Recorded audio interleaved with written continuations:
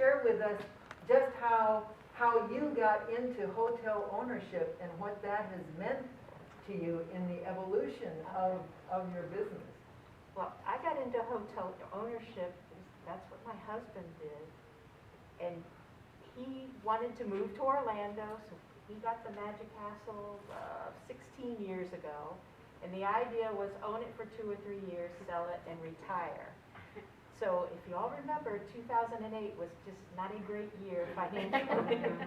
And it took, I don't know, 6, 7 years really for this area to start to bounce back. And we had a couple of good years, and then last year we had the pandemic. So that's how, and I've been trying to retire for a good 5 years now. So that's my hotel ownership.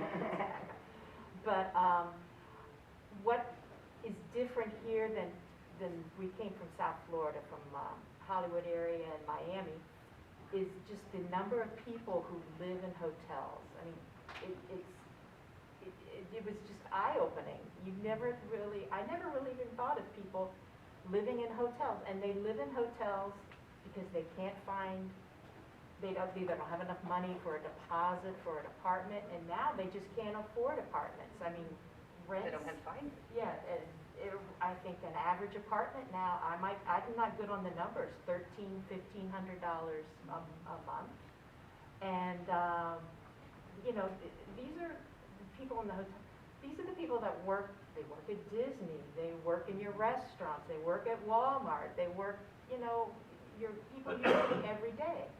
But when you're making, you know, you're bringing home $300, $400, $500 a week, and you have whatever else bills you have, you just can't afford $1,500 a month rent payment.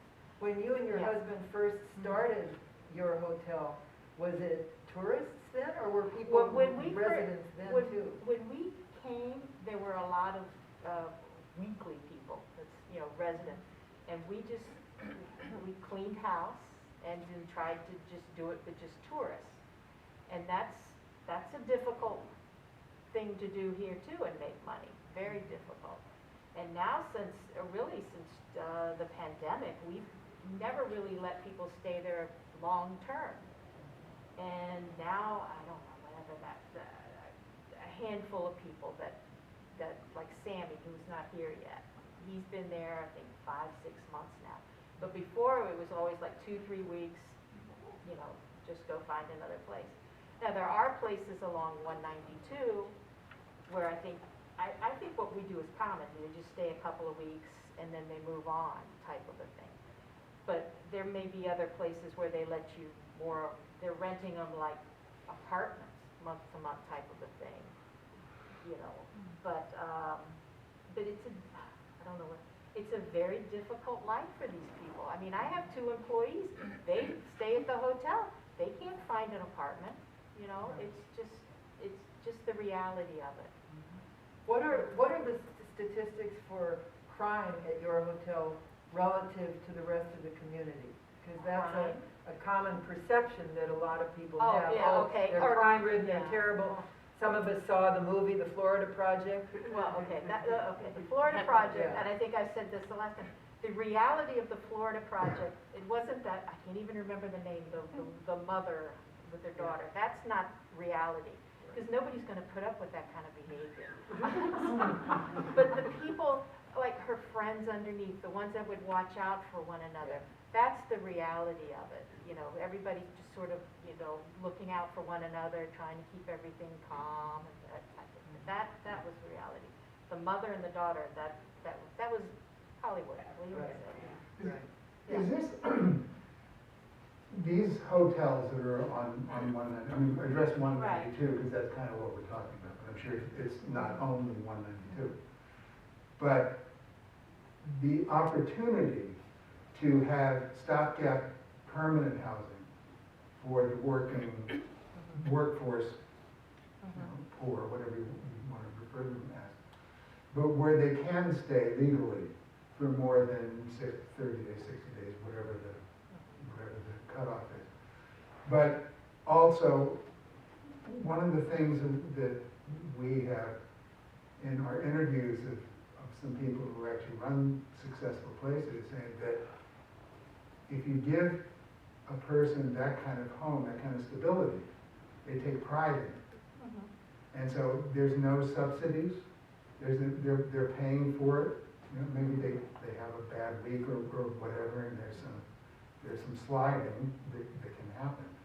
But there is a sense of pride that gets built, which then helps them even do better, finding a better job, or do this, because it starts them. It starts them going to feel good because they're not taking handouts. And that's psychologically a very different thing. And so this kind of housing, as you say, an apartment is expensive. And when you're making minimum wage, or just, thank God the minimum wage is going up here. But if you're just making minimum wage and you maybe have 2 jobs and you're trying to deal with childcare and all kinds of things, and you're trying to make ends meet, that anything that can give your psyche a lift to help you get to the next step is really critically important. And I think these kind of workforce housing, permanent type, not permanent, but longer term permanent, are critically important. Does that make sense? I think it's important for that. I think it's important just that the stability act. Yeah. And the other part is they save money, to Yeah. stay in my place for a month, $1,400 a month. But, I think, I'm not sure, backlot, I think it's $850 or $775, including utilities. Yeah. Including utilities. And they just opened up what used to be a red roof, and it's teal apartments. Now they're charging $1,000 and change for a studio apartment, and they're filling up too. So what's needed to change to make this situation better in how you see it? I mean, especially for the people who live there, but also for the owners yeah. of the hotel, because you can't have a vibrant community if you have empty real estate. Right. It's just not going to happen, and an owner of a hotel can't keep carrying it forever. There's just no way. Yeah. There has to be a profit in there somewhere. Yeah. I mean, in the last year and a half, what we've had coming to, because we have the property for sale, are people that want to convert the hotel to studio or one, like, backlot. I want to call it one stop, I don't know. I know, Mark, yeah. And, I lost my little bit of train of thought there, but. He wanted to buy it. He wanted to buy it. I've had several other people. I mean, that's who wants to buy, these old hotels up and down 192. The ones I've seen, backlot, it's a great little, I mean, I would live there. There's no reason not, And we will be showing you all what Yeah. these apartments look like, these backlot apartments on the inside, so you can see. It's pretty dazzling. Yeah. And I've been in the teal, the one that's right there at 535 and 192.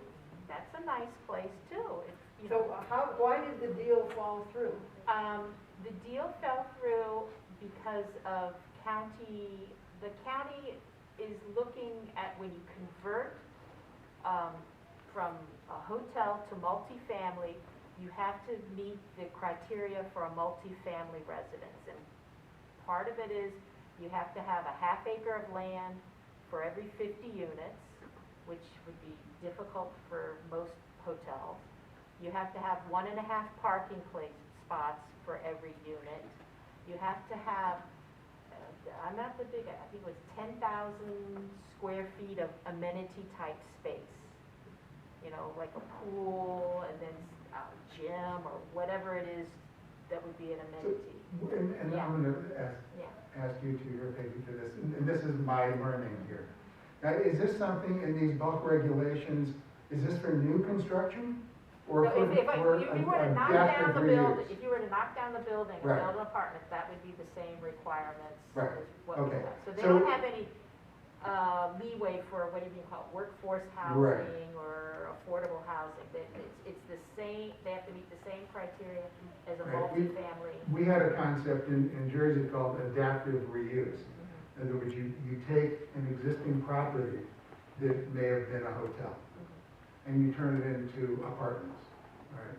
But because that building had been there for who knows how many years, and didn't fall under the bulk regulations that maybe currently exist under current ordinances, in other words, they would get variances for that, because they couldn't meet those criteria. There's no way. It's just physically impossible. There's not enough space. You can't do it. And so we would issue variances, and usually those properties turned out great. They just turned out terrific. Now, and again, I don't know if you all, if you all work in that kind of way. Oh, Oh, I'm sorry.